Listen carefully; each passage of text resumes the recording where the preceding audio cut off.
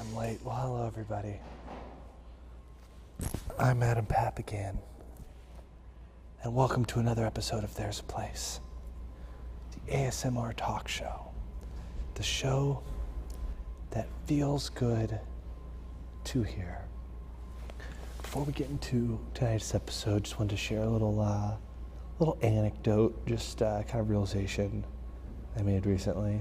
So Saturday night, I'm out with my girlfriend, and we're like, you know what, let's just go get a drink somewhere. Let's go to some bar, a little dive bar or whatever. So this place we know up in Burbank, kind of off the beaten path. We go up there and, order the drink, and I'm drinking it, a couple sips, and then a buddy of mine texts me and says, hey, a bunch of us are over at this other bar across town. You should come here. So I look at the phone and I'm like, hey, Sean's over at this place down in the park.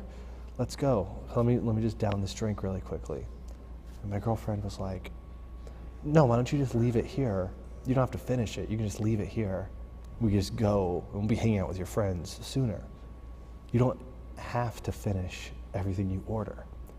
And that never has occurred to me. See, anyone who's ever been on a trip with me, been out to eat with me, is I'm a little frugal. I'm not gonna sugarcoat it. Definitely like a good value. And so to see calories purchased and not consumed is just, I can't do it. That's why I don't order vegetarian sandwiches at restaurants. I know what vegetables cost. Meat costs more, so I'm gonna order the meat sandwich. But sure enough, just left the drink there, went over, met up with my friends, and it was a much better time than trying to down this disgusting drink at this horrible bar in Burbank when I could have been laughing and telling stories and joking around with my friends, which is, really the best way to spend any amount of time. I was kind of, still, even this was Saturday, it's just Wednesday now, I've still been thinking about the $6 I spent on that drink that I didn't get to consume.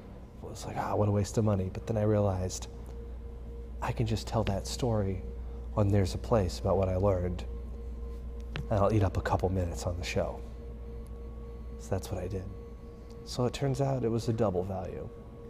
The knowledge value, the time value. Speaking of things that are valuable, art, right? One of the best things around. And our guest tonight is an artist. He's, we'll talk about the series he's become most known for, but he does a show right here on Drone Box called Paint with Alex. Is that what it's called? Paint with Alex? Yeah, I got it right. Please welcome Alex Schaefer. Hey, good to see you. Thanks for coming. Good to see you. Great to be here, man. Yeah. Thanks for getting dressed up as well. Oh, thanks. I like to dress up for TV. It's a special occasion. It is. Remember back in the day, people would dress up to go on the airplane. Yeah. Well, I'm 47, so I was born in 1969. So I I bridge a gap between the classier airline era to the flip-flops and fisticuffs era that we seem to be in now. So yeah, you're right at the tail end of the baby boom. Yes, yeah, but still Generation X, I guess. I don't know. What do you think about Generation X? I don't like them.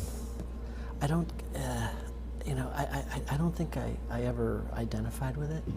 I feel like I was raised in, even though I was born in the 60s, it was like I was raised in the 50s, in the middle of nowhere. Oh, well, nothing around. That sounds kind of nice. And I really got used to just being alone. And I can go for hours and not listen to music. I'll just paint and it's quiet.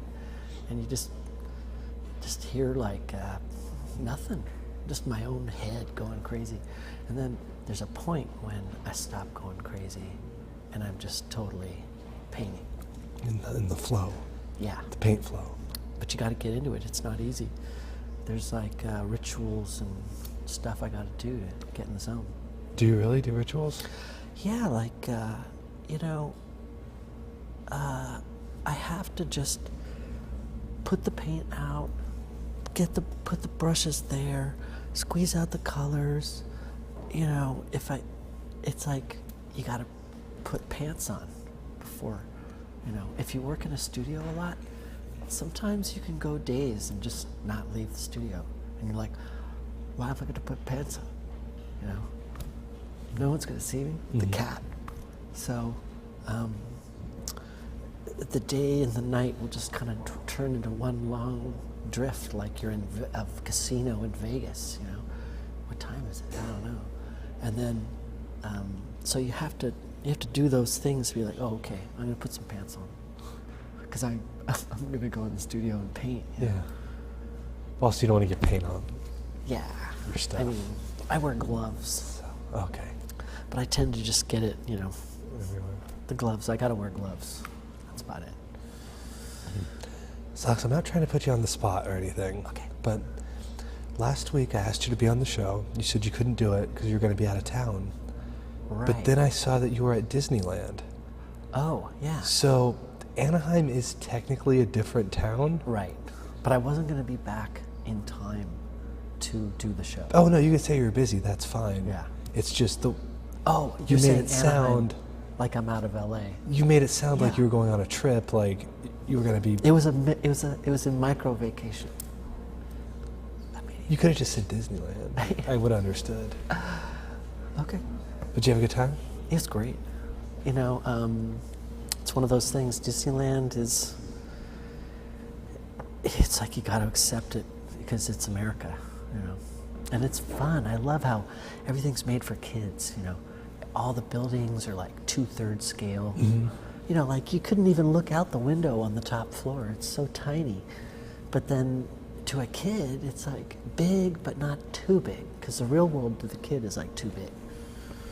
But the Disney World's like for them.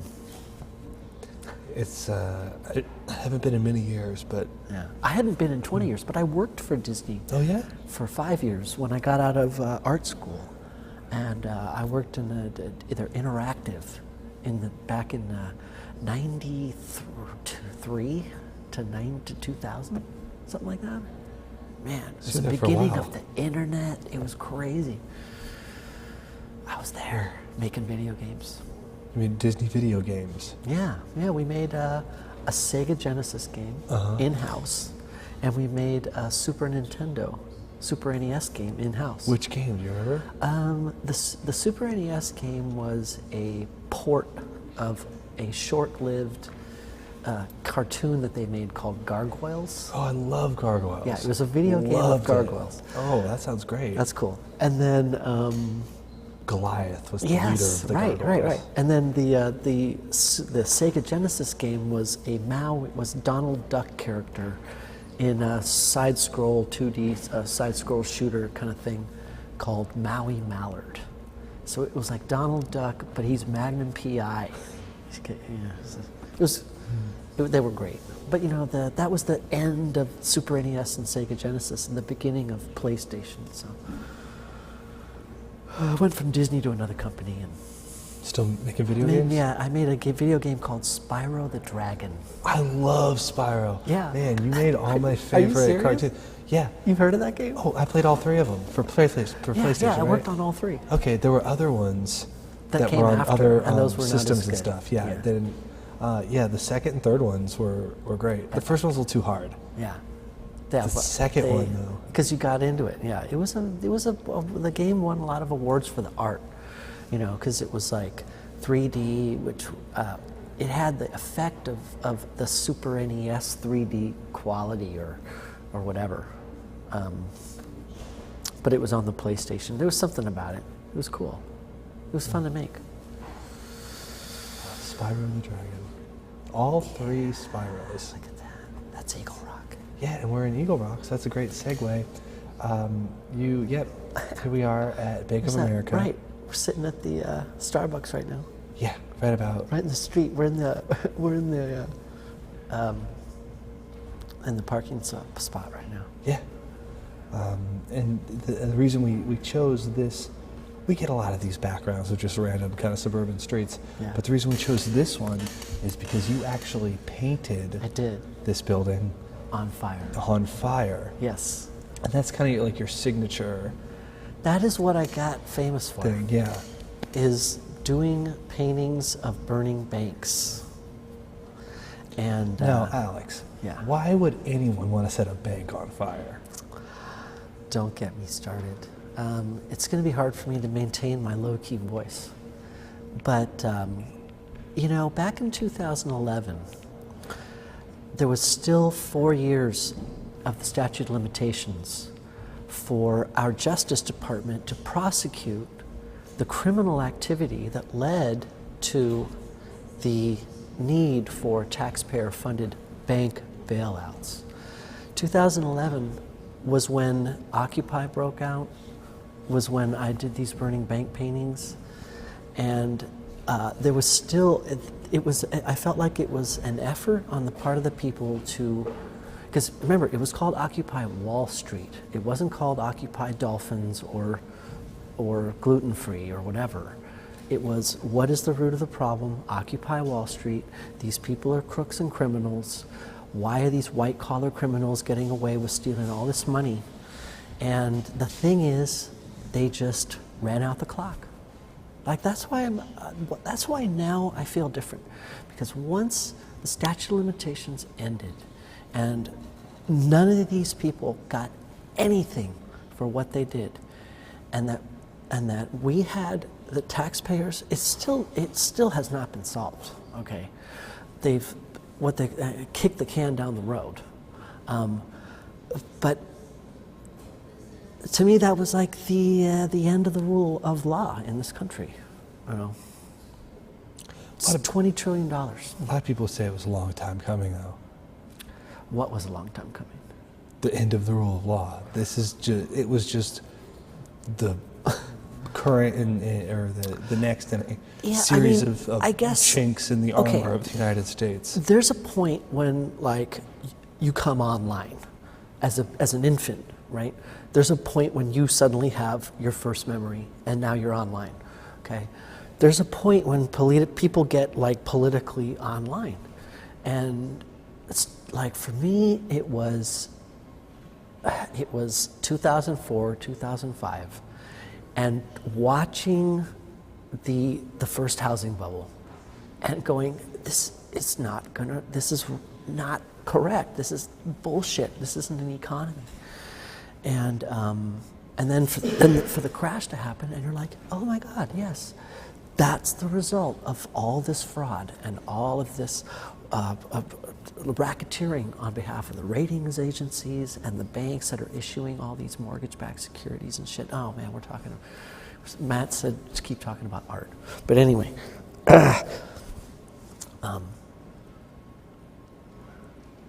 2008 was like, that's when people should have started going to jail. And people should have been made afraid to do what they did, you know. So that's when I came online, and then to watch 7 years go by and no one have any sort of what is it like? No retribution, no justice.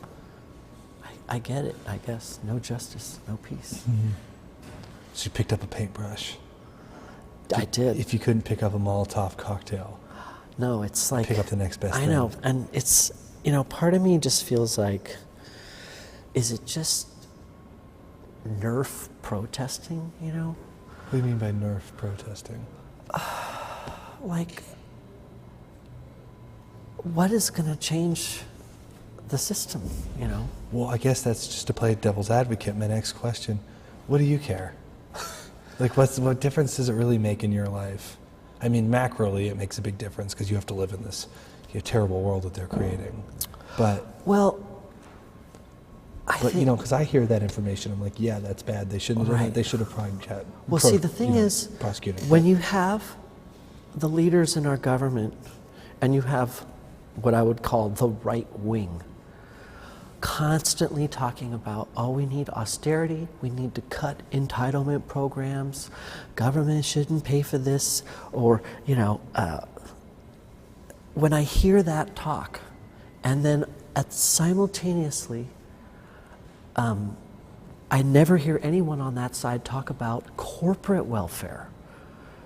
$16 trillion of corporate welfare that was given to criminals, you know. So the right wing likes to identify the problem is that, you know, socialism. Socialism is free money for losers. But then, you know, the money's free for the losers, but the government taxes the successful people and takes their money and gives it to the losers, okay? That's the picture that they paint. The welfare queens and people just sucking on the system. And they can't make the connection in their mind that bank bailouts are corporate welfare for criminal losers to a magnitude that we have never even given to human beings. I would argue that we've given more money in 8 years to bail out criminals for their criminal activity than we have given to human beings in the history of welfare handing out money to humans. That's probably accurate. I always think when I hear about, you know, stuff like that, the bailouts, or even how much certain pieces of art cost. You know, in New York City, art will be $1 million, $2 million, $3 million on up. Yeah. You know, it's like serious, big money art. Like, how much would it cost to just like build an apartment for homeless people? Like, you know what I mean? When I hear about this, like, because there is a number right there. Like, I don't know, the 30 units building is like whatever. Like, there is a number. It seems like you can get to that number. So how about instead of like a bailout, or instead of expensive painting, or you know, some stupid who's that artist that's very popular with the balloon animal sculptures? Jeff Koons. Yeah, this is some nonsense like that. Let's just build an apartment building. See what happens. Just give out the apartments. Well, I mean, do we need another apartment building? You know, I think like for example, take LA. I wish that someone would build. I wish it was profitable to not just be rent seeking. Okay, I wish that it was profitable for a developer to build a vertical farm, you know, or some sort of something that could provide work and sustenance to the immediate area. Like, I mean, we've spent all this money on blowing things up. You know, LA wants to spend all this money to build a Star Wars museum. Yeah, exactly. Dude, that is the biggest I've already seen Star Wars. I know. And the thing is, to build a museum to some future that doesn't exist, why can't they spend $1 billion making LA frickin' awesome? You know? A part of it is, I think, the markets are distorted because capitalism, free market capitalism, ended with too big to fail. You understand? Mm-hmm. That was the end of a free market, and the market became a Politburo-controlled, top-down, sort of Soviet-style economy that's bound to fail. Those people should have died, and now they're zombies. And I think that because of that distortion, the money is going to the wrong people, and it's keeping the wrong institutions alive. And they should have been flushed out of the system. And maybe we could have had people that would take their place. I mean, there's certainly like Jeff Bezos and these Amazon and Google and Tesla and you know, they certainly have the capacity to begin to do, I don't know, just benevolent projects for mankind. You know, we seem so far from it. It's so much easier to blow stuff up. Or at least paint it. Because you get money top and back, front and back, man. You know, you always are blowing up your supply. So it's like food. You gotta eat it. You gotta blow things up and pull the trigger and shoot bombs off. You know, and then you're the contractor that's locked in and gets to build all the highways and bridges that you just blew up, man. It's a win-win, and it's too easy for them. They don't want to. it's like they don't want to shift away from petroleum-based economy because it's all these old people are already getting paid, and this is the way it is, and why can't they, But unfortunately, it just seems like America's just going to drive over the bridge until it collapses, and then they'll fix it finally, as opposed to fixing things along the way, Well, as long as it gets fixed, right? Yeah. I don't know. Do you think we're ever going to reach a point where like America just becomes untenable as a concept? Oh, like too big to govern? Yeah. We're all just going to be technically like, speaking, if you're a constitutionalist, the federal government should never have gotten to the size it got to. And it should never have had the jurisdiction and authority that it does in our lives. That should have been up to the states, but it did get to where it got to. And I don't know, I'm going to a meeting on May 13th that's a public forum information meeting about starting a California public bank. So it would be, a bank is just a bunch of paperwork and then people filling the positions of the bank. And California has a lot of infrastructure projects that need to be funded. And why would we want to deal with Wells Fargo as a middleman who's going to charge us who knows what percent interest and they get money for free, when we can have a California bank that could be funded by a bond measure, and the people of California would fund the bank, through buying bills or bond issue, and then it would be like having a bank that was in your own family. They could loan money to the state at no interest because it's for the benefit of the state. Where do you bank now? Well, I have most of my money at this bank actually just up the street from that B of A, the Universal Bank, which is a community bank, and they it's not a credit union, but it would be more convenient for me to move to that credit union. But yeah, So it's the big banks. You have to put your money somewhere. Look, my paintings of burning banks, I'm not an anti-capitalist at all. I would argue we're not existing in capitalism because of too big to fail. This is more of a communist Soviet economy that we're living in right now because these crooks are getting all the free money. But banks are a necessary thing. You can't just have everyone hoarding, like Scrooge McDuck and whatever. But when I was a kid, I remember my dad here, you've saved up $80 and we're going to open a savings account. And you got a little blue book and you could add and make deposits. Book. And man, you got 5% interest just having your money sit in the bank. Nobody gets 5% interest. The only people who get interest are to borrow money. And the poorest people have to pay the highest interest because they have to go to payday loan places, or they have to go to deal with money on credit cards, which is 28% interest, And so a California bank would be great for them. I also would be totally behind having a post office bank. Post office bank? Yeah, that's another idea that would completely work. They've already got the branches. They would just be in the post office. Oh, they'd be in the But you would be able to have a deposit, a savings account with them. And they could issue you a debit card on your savings account that you would have with them. It'd be a super simple bank. But a lot of people would save a lot of money by being able to do that and not have to go to a payday loan place, or a check cashing place that's going to take whatever percent they take because maybe you don't have enough ID or whatever. Yeah. So there's solutions out there. It's just, I don't understand why people aren't picking them up, man. It blows my mind. Do you think the Occupy movement was successful? I mean, it kind of petered out, but we're here still talking about that. It was not in that, the Occupy movement was successful in that it raised a lot of people's awareness, okay? And we live in a we live in a republic, okay?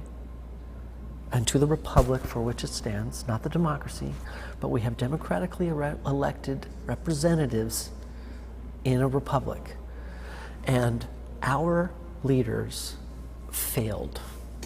They don't represent the people. That's what we learned. If there was any information after the end of Occupy, which was like, 2013 and 2011. In New York. We still had like 3 years. Eric Holder, there could have been perp walks. These people could have been made scared, but they weren't. And they're emboldened more now, I think, than ever. But it's a game of musical chairs, and the tide raises all ships and lowers all ships. So you think there's some redistribution in the future? Well, I think that certain status quo, which I'm blown away, are maintained to this date. I think certain status quo are not going to be the status quo anymore.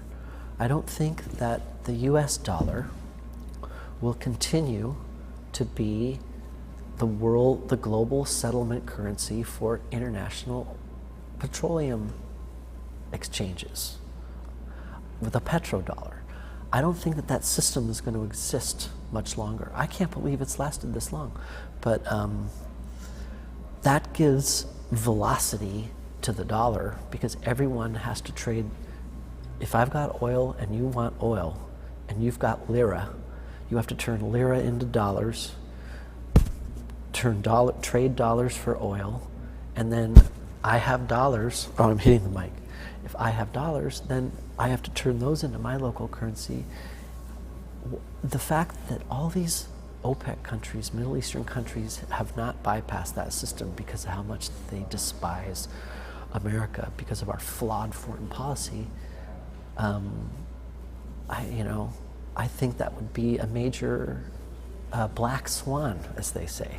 No one expects the black swan, but people, if Brazil and Russia and China and India want to come up with their own settlement system and issue a new currency and drop the petrodollar and begin to trade in whatever this new currency is, that would be a shock to the system like we'd never known. To play devil's advocate one more time. Yeah.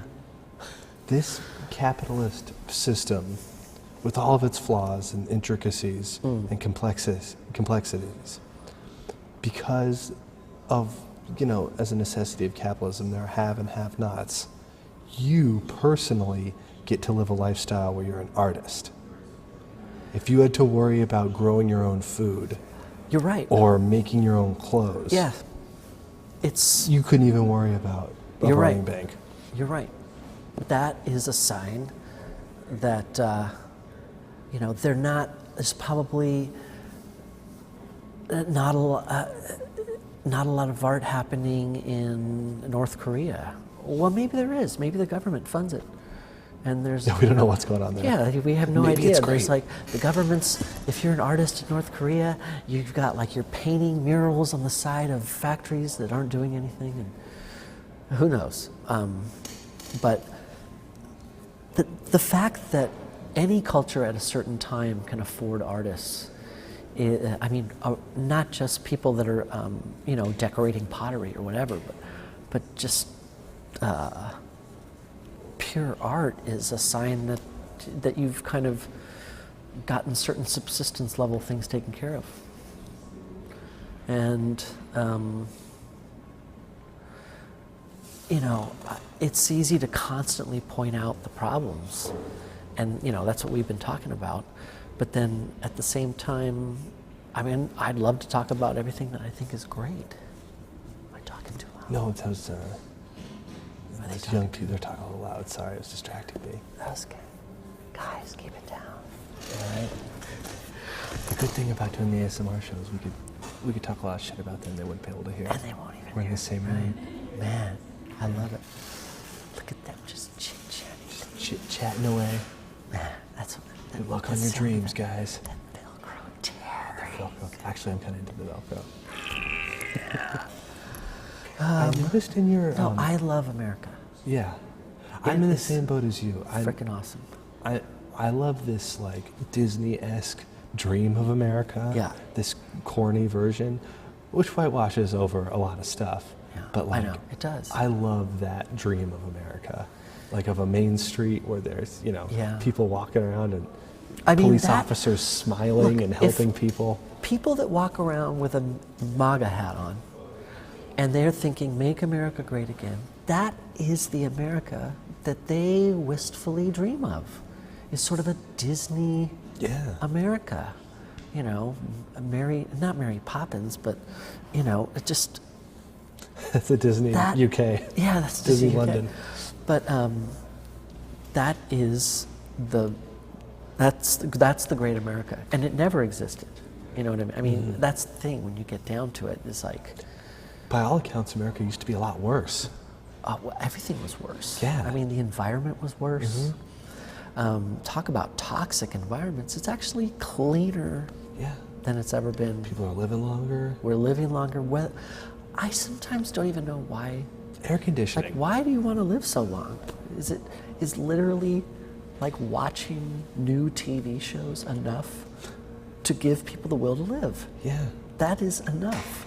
Well, it's a survival impulse that I think that you and I won't understand until we're knocking on death's door and just want to hang on. But I agree with you. I think that we hit maybe like the peak of Western civilization in like the 50s and 60s, and everyone was just like eating steak and drinking and driving big cars. Blowing up A-bombs in the middle of the desert, just watching from Vegas. Yeah. Oh, that's Can you nice, imagine watching a mushroom club? The atomic watching a mushroom lounge or whatever it's that called. Looks like Switzerland, or where is that? Is that It's up around here. is that Schweitzer Canyon, or It's up Idlewild, I think. I love that blue. That's one of my favorite colors, man.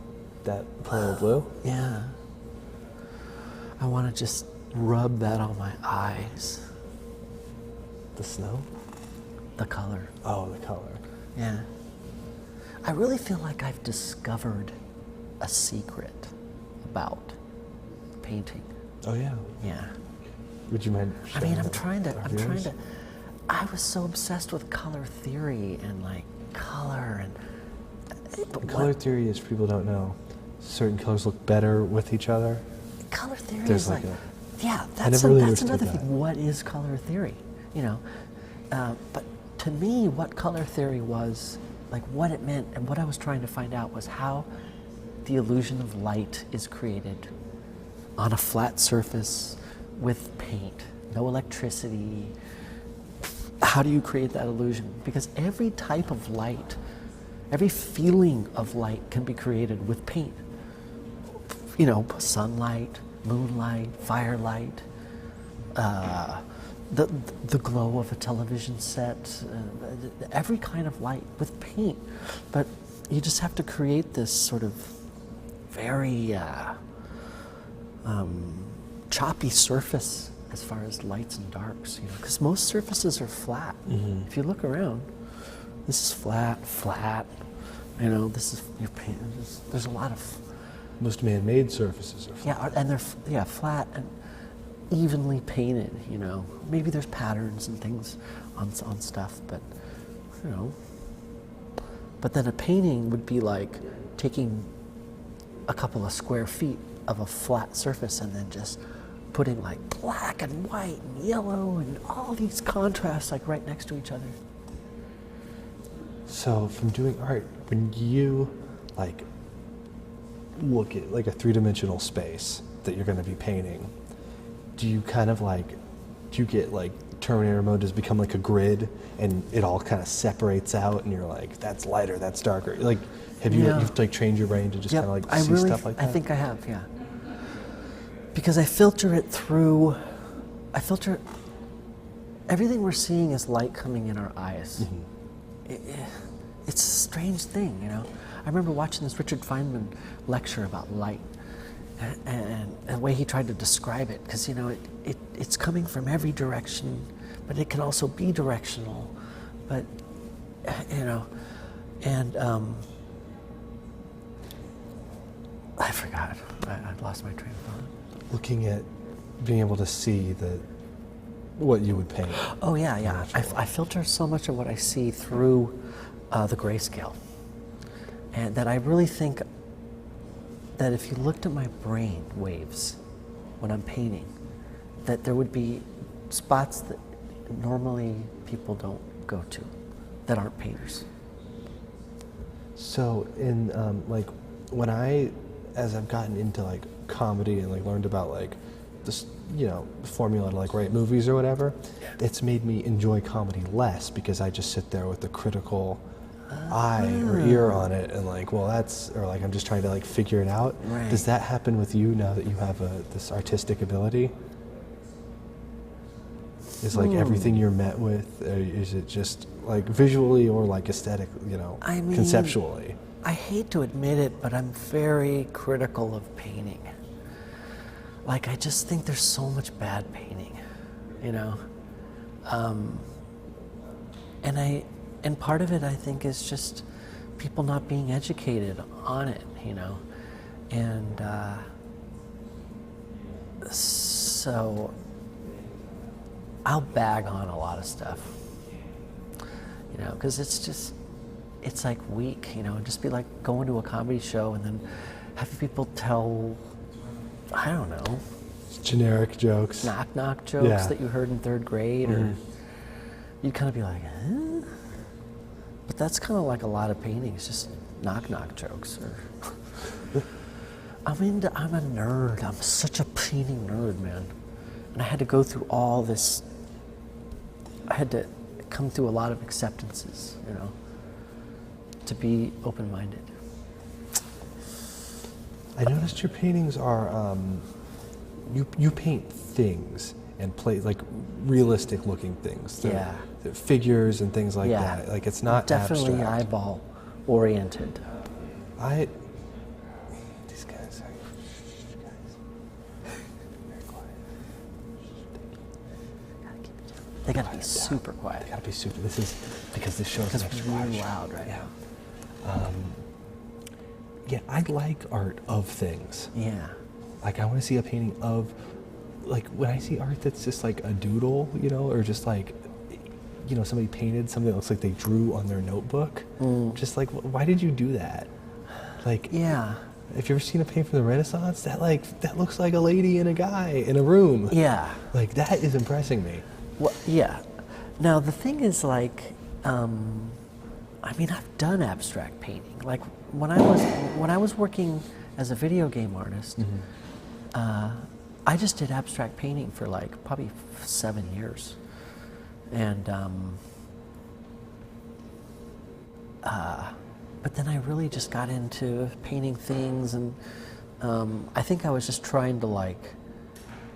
Somehow I thought like painting things wasn't serious art, You gotta be. It's beyond that, And I was looking at artists like Morris Louis and sort of the Ad Reinhardt. I love those guys, and I made my own. I did my own sort of BS or my sort of misinterpretation of Morris Louis meets Ad Reinhardt kind of paintings. They're poured, but very hard edge, and I kind of came up with these cool tricks and stuff. But man, I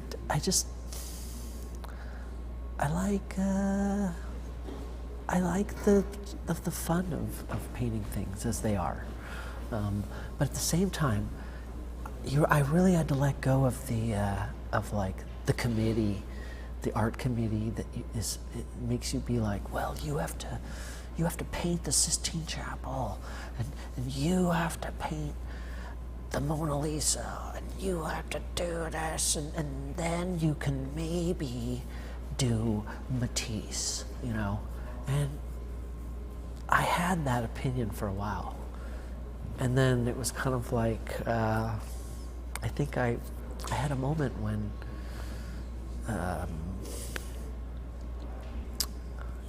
there's a repetitiveness to representation, you know, especially if you're being really realistic and true to what you're seeing. Because painting is a trick. There's a trick to representational painting.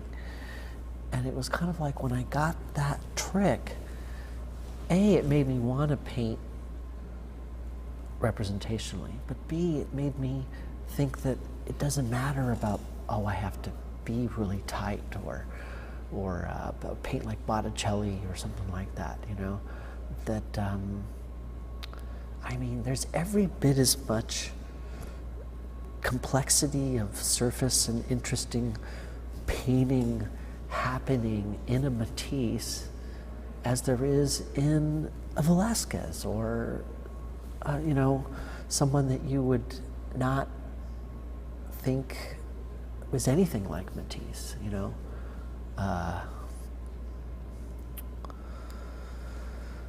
And we'll just let that fade off. Be quiet.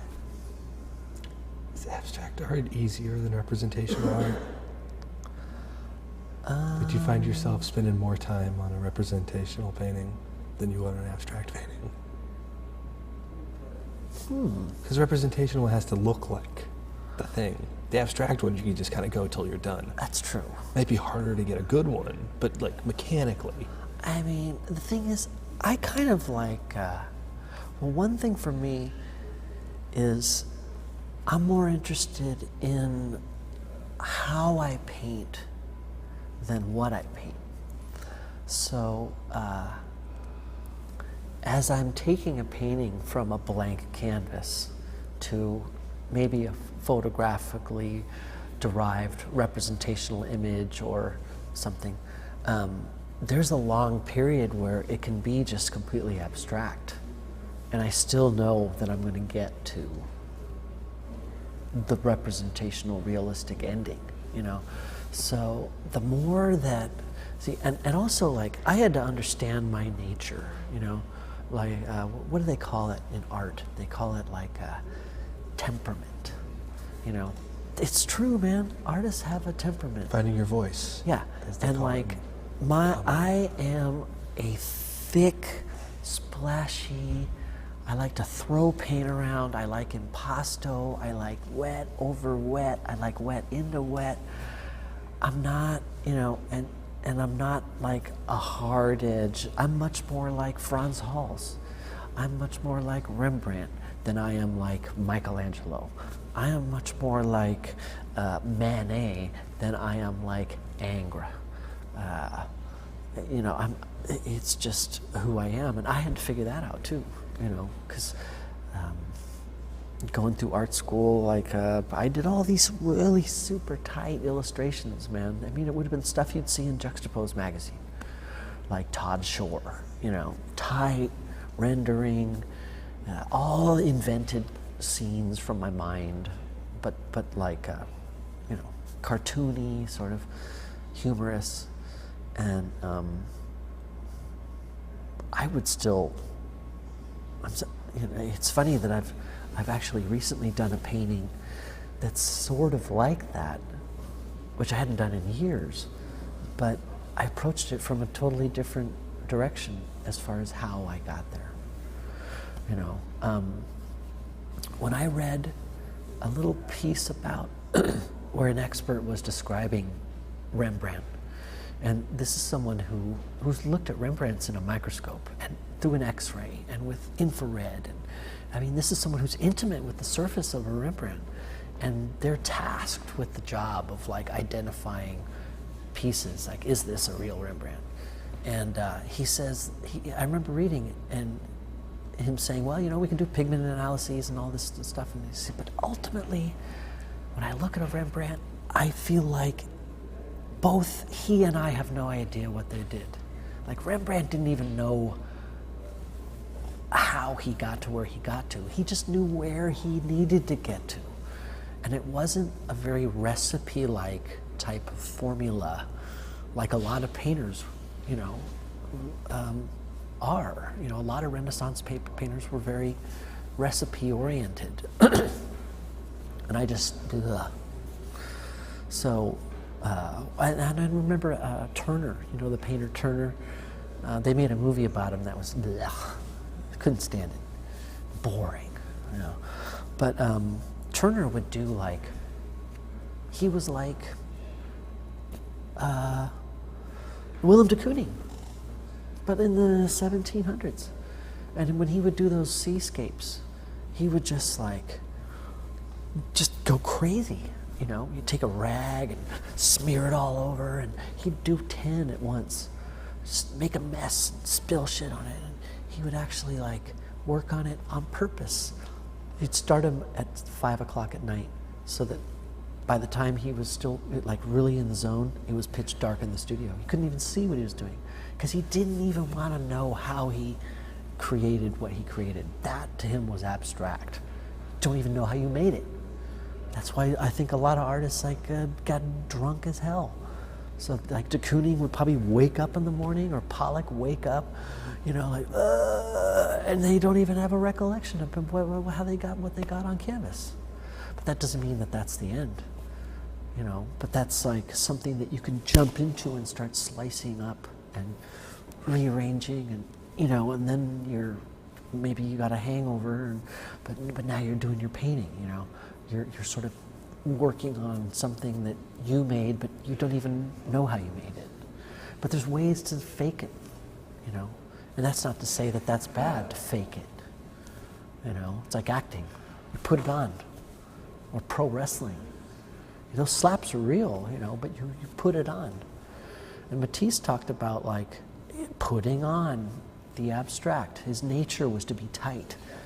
There's this painter named Bonnard. And Bonnard, he painted a lot of still lifes.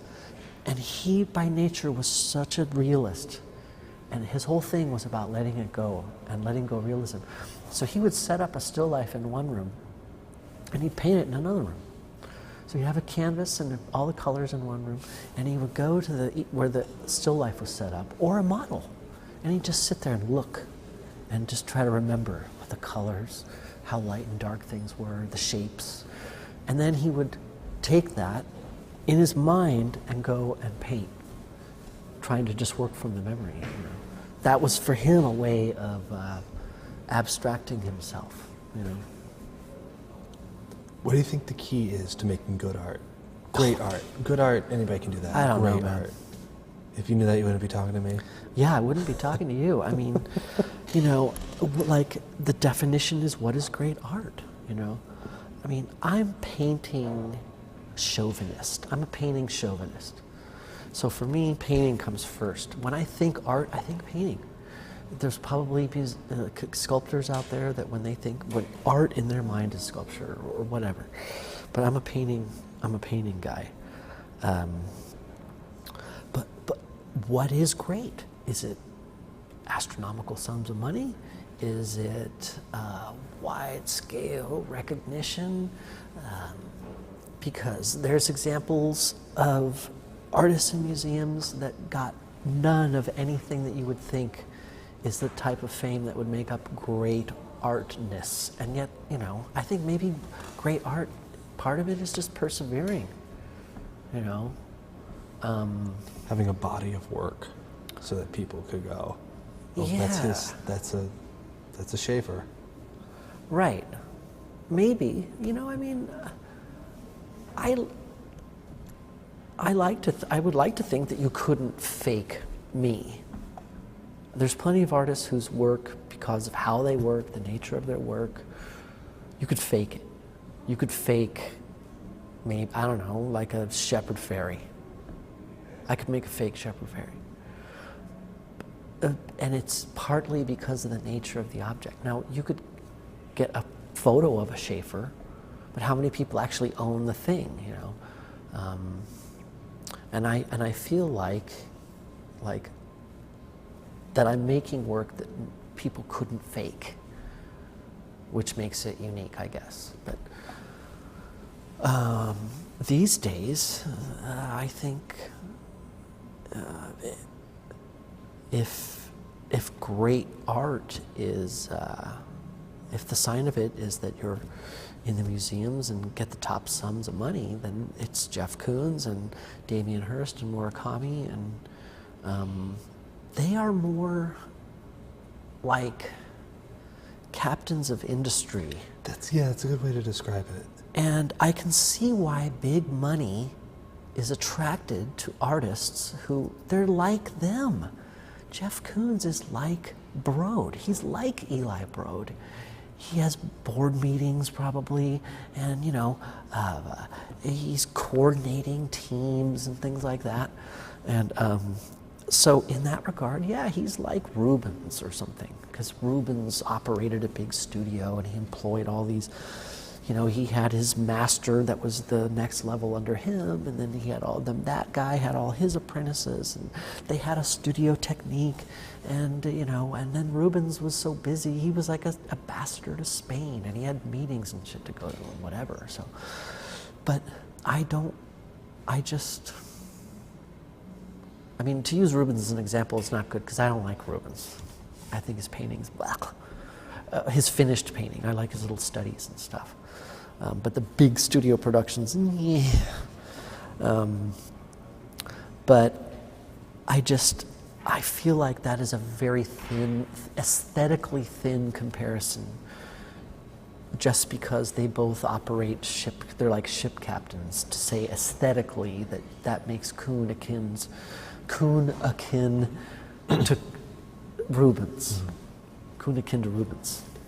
That sounds like Koon akin to Rubens. That sounds like you'd be a great artist.